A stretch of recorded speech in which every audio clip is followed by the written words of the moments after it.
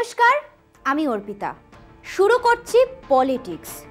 সংসদ অধিবেশনের প্রথম দিনে সহমতের ভিত্তিতে সরকার চালানোর কথা শোনা গিয়েছিল প্রধানমন্ত্রী নরেন্দ্র মোদীর মুখে, কিন্তু সেই সহমত সওয়ালকে মিথ্যে প্রমাণ করে লোকসভার স্পিকার নির্বাচন ঘিরে অধিবেশনের গোড়াতেই লড়াইয়ের ময়দানে শাসক বিরোধী দুপক্ষ। একদিকে এনডিএর ওম বিড়লা, অন্যদিকে বিরোধী জোটের প্রার্থী কংগ্রেসের 8 বারের সাংসদ কে সুরেশ। সব ঠিক থাকলে বুধবারই স্পিকার পদে ভোটাভুটি হবে সংসদে। লোকসভা ভোটের ফল প্রকাশের পরে মোদির নাম না করে সহমতের ভিত্তিতে রাজধর্ম পালনের পরামর্শ দিয়েছিলেন আরএসএস প্রধান মোহন ভাগবত। দেশ চালানোর ক্ষেত্রে সকলকে নিয়ে চলাই ছিল তার সার কথা। ভগবতের সেই পরামর্শ মেনে সোমবার সংসদ শুরুর আগে সহমত সওয়াল শোনা গিয়েছিল প্রধানমন্ত্রী নরেন্দ্র মোদীর মুখেও, কিন্তু তার 24 ঘন্টার মধ্যে পুরোপুরি বদলে গেল শাসকের প্রতিশ্রুতি। সহমত তো দূরের কথা, লোকসভা ভোটের রেশ মিটতে না মিটতে ফের আরেক ভোটাভুটির সাক্ষী হতে চলেছে সংসদ, এবং রাজনীতির ইতিহাসে দ্বিতীয়বার স্পিকার নির্বাচন ঘিরে শাসক বিরোধী ভোটের লড়াই দেখতে চলেছে ভারতবাসী। গত 5 বছরে ওম বিড়লার কর্মদক্ষতা দেখে এবারও তাঁর ওপরেই আস্থা রেখেছে শাসক জোট।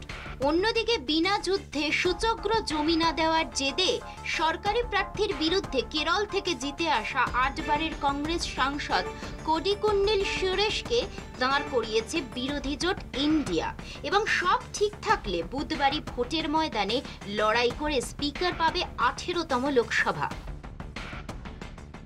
স্পিকার নির্বাচনে ইতিহাস তৈরির দায় অবশ্যই নিতে হবে নরেন্দ্র মোদীর নেতৃত্বাধীন সরকারকে। প্রথা অনুযায়ী লোকসভার ডেপুটি স্পিকার পদ পাওয়ার অধিকারী বিরোধীরা। গণতন্ত্রের স্বার্থেই এই নিয়ম চলে আসছে স্বাধীনতার পর থেকে। সেই ন্যায্য দাবিই জানিয়েছিল ইন্ডিয়া জোট, কিন্তু বিরোধীদের দাবি উড়িয়ে মোদীর আমলে দেশ চালানোর প্রাচীন প্রথাও এবার বিপন্নতার মুখে।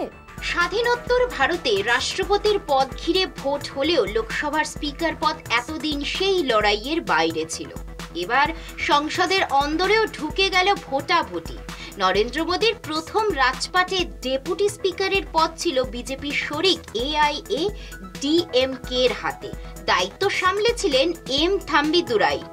দ্বিতীয়বার বিরোধীরা দুর্বল থাকায় ডেপুটি স্পিকারের পদ পায়নি কেউ, এমনকি বিজেপি নেতৃত্ব শরিকের হাতেও ছাড়েনি ওই দায়িত্ব। এবার বিরোধীরা সবল হয়ে ডেপুটি স্পিকার পদ চাইতেই খোলস ছেড়ে বেরিয়ে এসেছে গেরুয়া শিবির। গত কয়েকদিন ধরেই স্পিকার ও ডেপুটি স্পিকারের পদ নিয়ে টানাটানি চলছিল রাজনীতির অন্দরে।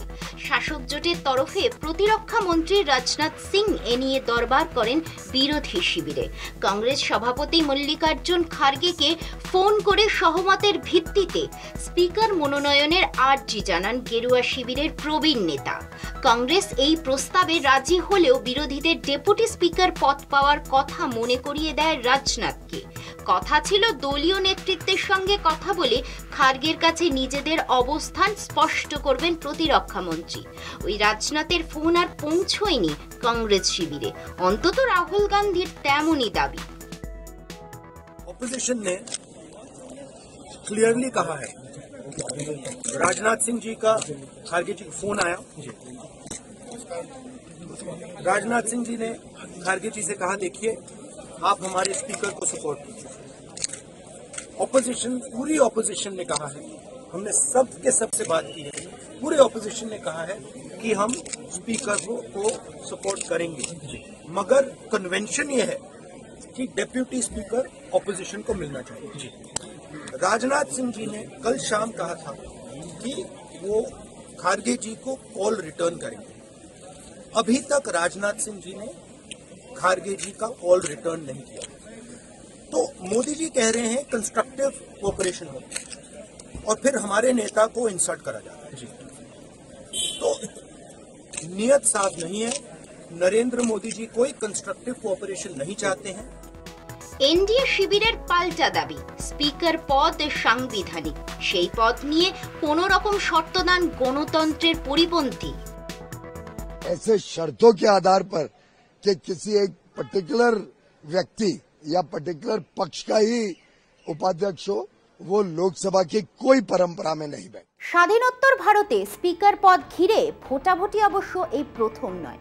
1952 সালের 30শে মে ভোটাভুটির মাধ্যমেই নির্বাচিত হয়েছিলেন প্রথম লোকসভার স্পিকার কংগ্রেসের গণেশ বাসুদেব মাভালাঙ্কার।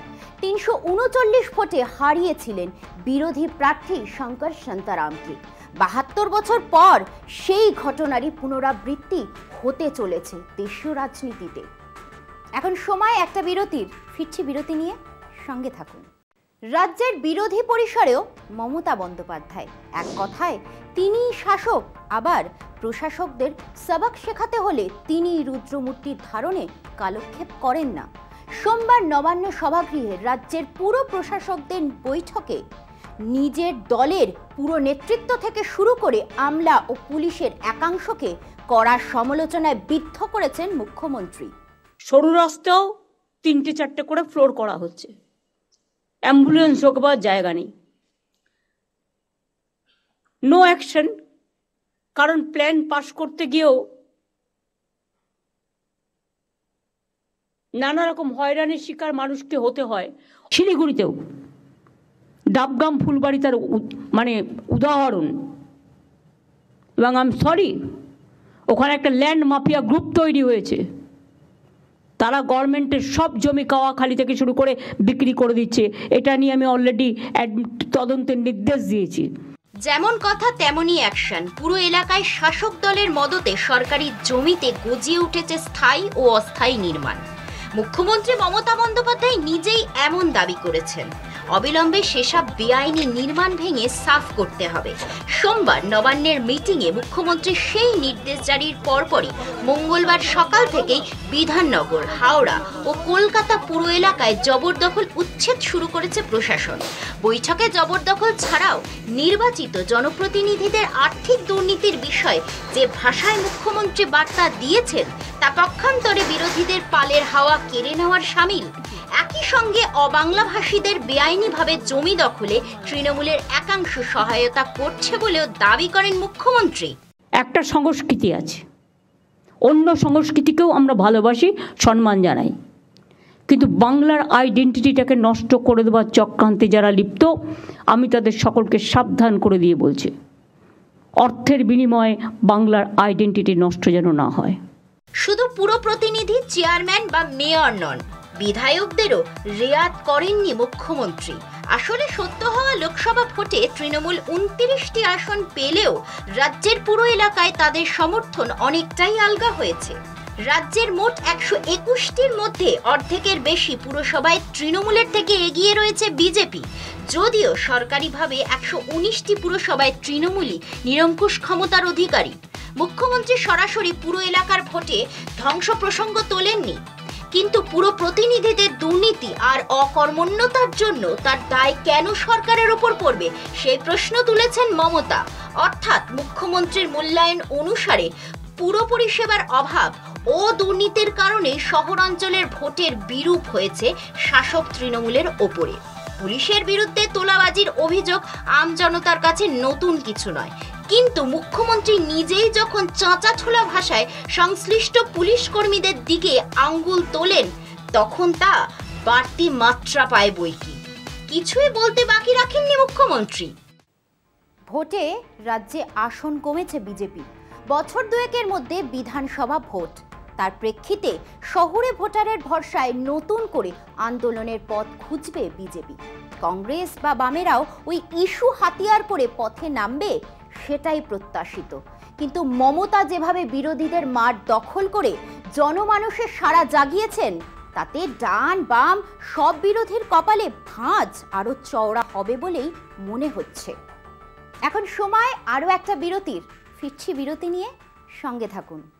এই মুহূর্তে পশ্চিমবঙ্গ প্রদেশ কংগ্রেস কার্যত অভিভাবকহীন। গত বছর মল্লিকার্জুন খার্গে কংগ্রেস সভাপতি নির্বাচিত হওয়ার পর দলের গঠনতন্ত্র অনুযায়ী সব রাজ্যের কংগ্রেস কমিটি ভেঙে দেওয়া হয়। তখন বলা হয়েছিল নতুন কমিটি না হওয়া পর্যন্ত পুরনো কমিটি কাজ চালাবে। সেই অর্থে এ রাজ্যে অধীর চৌধুরী এখন কংগ্রেসের অস্থায়ী সভাপতি। অধীর নিজেও কয়েকদিন আগে সেই কথা জানিয়েছেন। এখন প্রশ্ন হলো, রাজ্য কংগ্রেসের হাল কি? কোন নেতার প্রদেশ সভাপতি হওয়ার যোগ্যতা রয়েছে? ভারতবর্ষের যিনি সর্বভারতীয় সভাপতি মল্লিকার্জুন খার্গে আগামী দিনে এই পশ্চিমবঙ্গ নামক রাজ্যের যে নির্বাচনী কমিটি, রাজনৈতিক কমিটি বা প্রদেশ কংগ্রেস কমিটি, সেখানটায় কোনো কিছু রদল বদলের দরকার আছে কিনা, সেখানে আগামী দিনে আরও কি ব্যবস্থা গ্রহণ করা উচিত, সে সম্পর্কে প্রদেশ কংগ্রেসের পক্ষ থেকে আমরা সম্পূর্ণ অধিকার অল ইন্ডিয়া কংগ্রেস কমিটি যিনি সভাপতি শ্রদ্ধেয় শ্রী মল্লিকার্জুন খার্গের কাছে আমরা পেশ করেছি, সেটাও সর্বসম্মতভাবে পাস হয়েছে। এই মুহূর্তে বাংলায় কংগ্রেসের অবস্থা হাল ছেড়ে দেওয়া নৌকার মতো। প্রদেশ কংগ্রেস কার্যত এখন অভিভাবকহীন। কংগ্রেস হাইকমান্ড অধীরকে কাজ চালিয়ে যেতে বলেছে ঠিকই, কিন্তু পাঁচবার বহরমপুর থেকে লোকসভায় জিতে আসা অধীর এবার হেরে গিয়ে অনেকটাই মানসিকভাবে ভেঙে পড়েন। 21শে জুন রাজ্য কংগ্রেসের বৈঠকে তিনি নিজেই বলেছেন, মনে রাখবেন আমি অস্থায়ী সভাপতি, এখন থেকে হাইকমান্ড যা বলবে আপনারা শান্ত মনে তা মেনে নেবেন। সামনেই রাজ্যের 4টি বিধানসভা কেন্দ্রের উপনির্বাচন, তার মধ্যে রায়গঞ্জ এবং বাগদায় কংগ্রেস প্রার্থী দিয়েছে। বামেরা এর আগে শুধু রায়গঞ্জ আসনটি কংগ্রেসের জন্য ছেড়ে রেখে বাগদা, রানাঘাট দক্ষিণ এবং মানিকতলায় প্রার্থীর নাম ঘোষণা করে দেয়। তাতে কংগ্রেস ক্ষুব্ধ হয়ে জানিয়ে দেয় তারা বাগদায় প্রার্থী দেবে। সেই মতো ওই আসনে কংগ্রেস প্রার্থীর নামও ঘোষণা করে।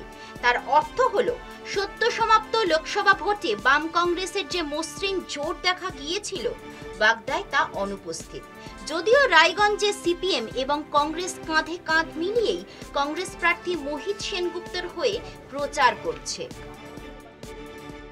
2019 সালের লোকসভা ভোটে কংগ্রেস 2টি আসন পেয়েছিল বাংলা থেকে, এবার তা কমে 1-এ দাঁড়িয়েছে।